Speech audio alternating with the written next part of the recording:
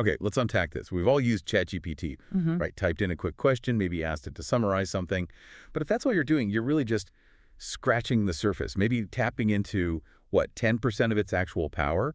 The rest, that 90% most users just ignore. That's where it stops being a fancy search engine and starts becoming, well, your operational core. Exactly. And that's the mission for this deep dive. We've got some great sources that lay out a really comprehensive roadmap for achieving that mastery. We're talking about moving way past basic questions and answers towards treating AI like a proper operating system, something that can build custom agents for you, manage huge amounts of data, and automate some really serious high leverage work. So this deep dive, we've structured it around a kind of upgrade path. We'll kick off with the new engine, the sophisticated thinking part of GPT-5. Then, the crucial input secret. This structure called RTCROS. You really need to know this. Oh, absolutely. Next, we'll dive into autonomous action agents and deep research, taking action. And finally, we'll look at how you actually integrate all this into your digital life using things like connectors and custom GPTs. So, segment 1. Let's talk about this new engine, GPT-5, and what's called cognitive amplification. Previous models, the large language models, they were stunningly good at predicting the next word. That was basically their main trick.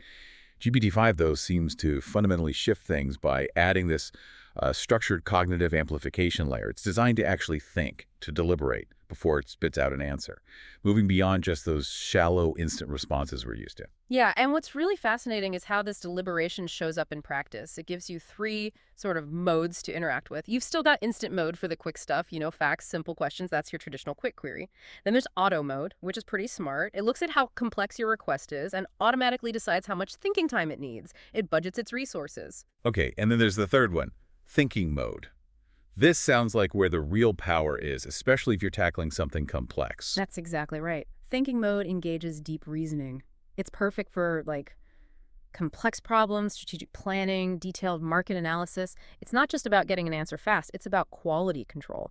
You can almost see the AI working through the problem step by step. It runs internal checks, considers different angles, before giving you a comprehensive solution. This kind of self-correction, that's cognitive amplification in action. And it's not just text anymore, is it? We're fully into the multimodal revolution now.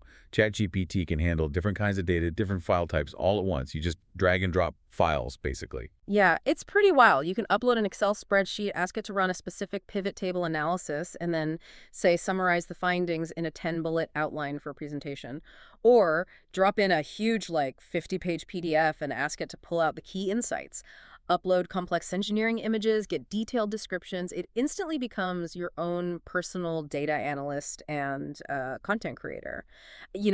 I have to admit, I still sometimes wrestle with the initial cognitive load, like deciding which mode to use or which file type is best, especially when I'm under pressure. Getting the hang of it is definitely a process. Sometimes figuring out if you need auto or full-on thinking mode takes a bit of trial and error. Mastery doesn't happen overnight. Right. So we've always kind of heard that these LLMs are just, predictive text on steroids. They process data incredibly fast.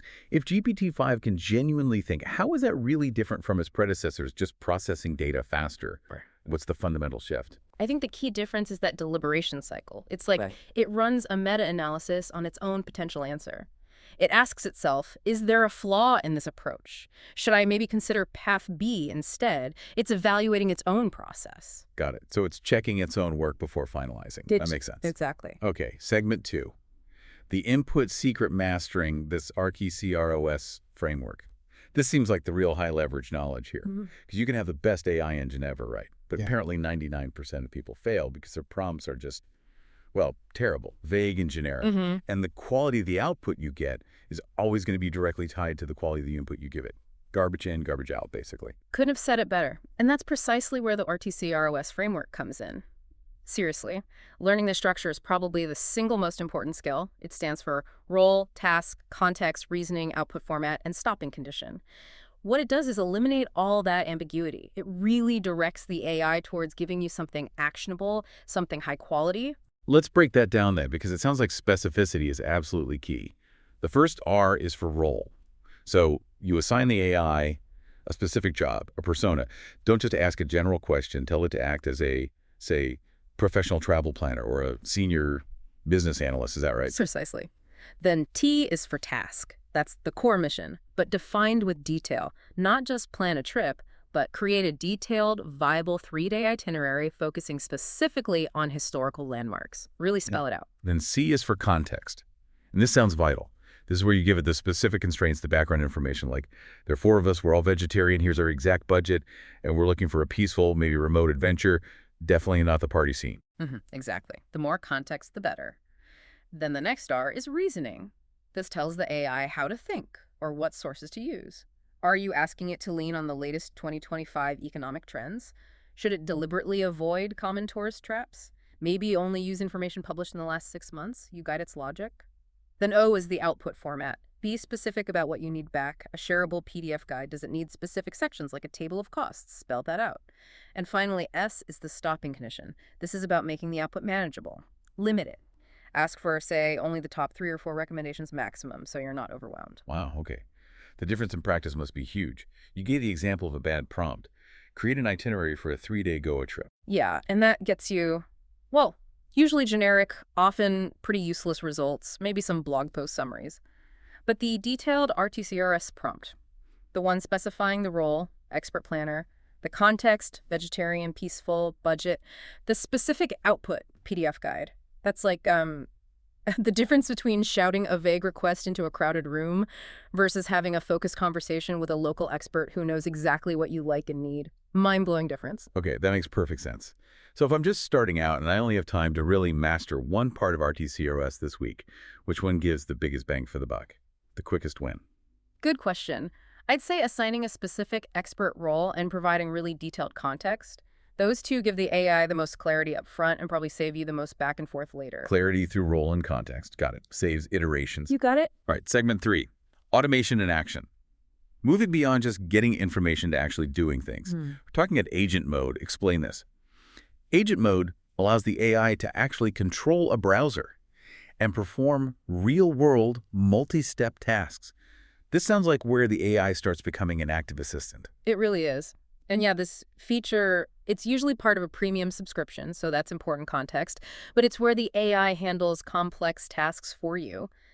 Think about planning a complicated trip. You could tell agent mode, find the absolute cheapest return flights from Bangalore to London, traveling sometime between December and February, but the total trip duration must be under 10 days. And instead of just giving me advice or links, the agent actually goes and does the searching. Exactly. We'll literally open up Google Flights, input your criteria, filter by the dates and duration you specified, compare prices across different airlines, and then it comes back with direct booking links for the best options it found.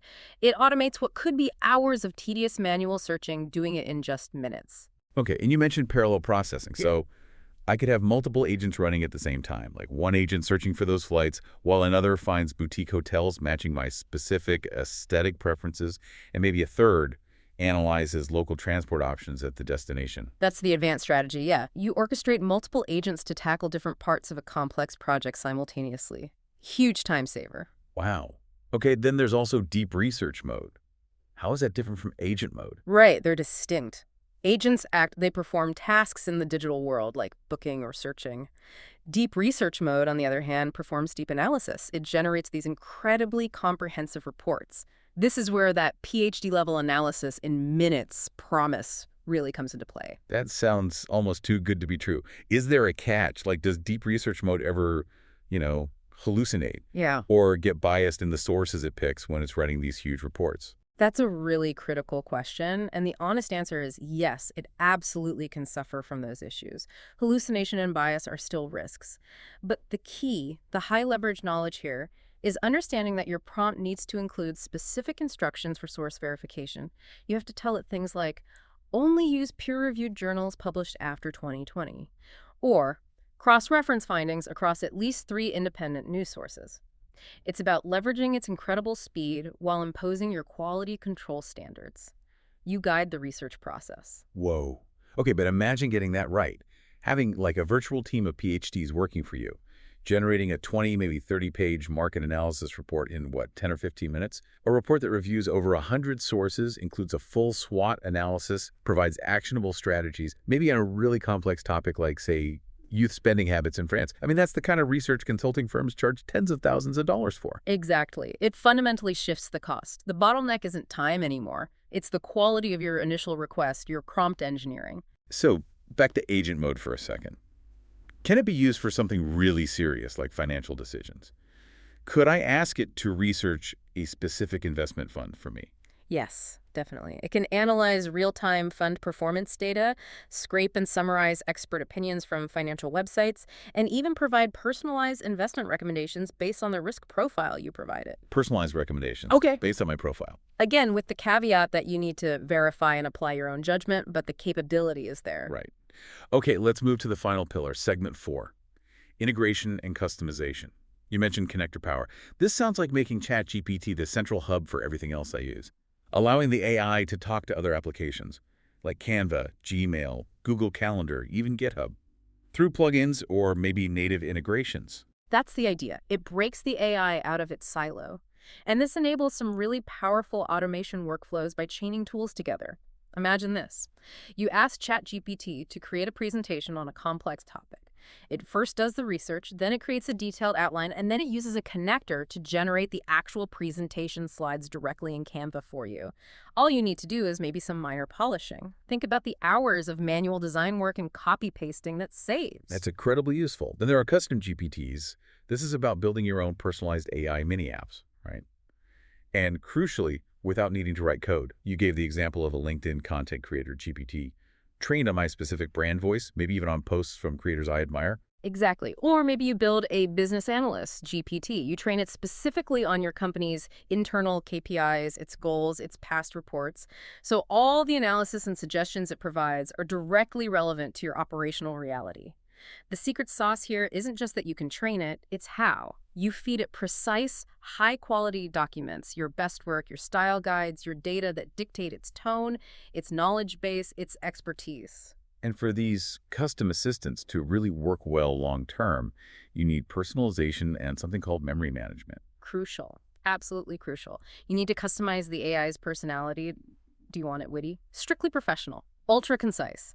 And you need to ensure it remembers key static details about you. Things like your professional background, your preferred citation style if you're academic, maybe even your location or dietary needs if it's helping with planning. When it has that consistent personalized memory, it stops feeling like a generic tool and starts acting like a truly bespoke assistant that understands you. Makes sense. Even image generation is getting more advanced, you're saying.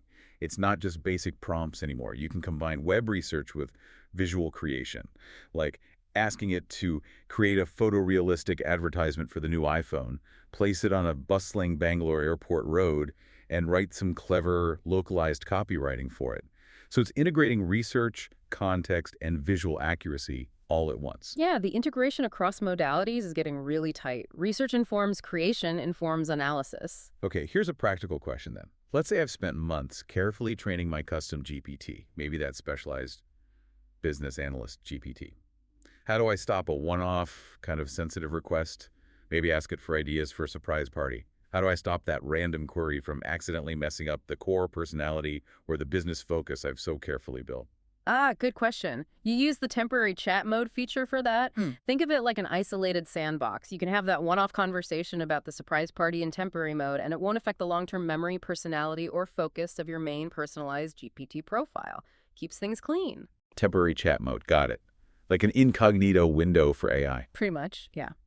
Okay, let's wrap up. Right. So, to summarize the big transformation here, you're really moving from using ChatGPT like a better search engine or a simple tool to treating it as a comprehensive AI operating system, something that can research like a team of analysts, create like a design agency, analyze complex data, and learn like a personal tutor just for you. And the keys to making that happen, the success principles, are specificity using frameworks like RTCROS, iteration refining your prompts, integration connecting it to your other tools, and automation using agents and workflows. And the actionable roadmap for listeners, for you, is pretty clear then. Start by really mastering that RTCROS prompting framework this week. That's going to give you immediate noticeable improvement in your results. Then maybe next week, focus on setting up your first agent for a recurring task, or start building and optimizing your first custom GPT. The tools are largely there. Many are free or have free tiers. They're incredibly powerful. And while lots of people are still just typing basic questions, you now have the knowledge to build automated workflows that execute complex, high-value tasks. That's the edge. And think about this a final provocative thought, maybe. If the AI can now be trained to know your specific research methodology, your preferred citation style, and can handle the entire research and citation process for you, does the competitive advantage in knowledge work shift entirely? Away from who can find the data fastest towards who can engineer the absolute best, most insightful, most strategic question in the first place. That is definitely something to chew on. The power shifting from finding answers to formulating questions. For now, get specific this week. Try RTCROS. And watch the quality of your AI interactions skyrocket.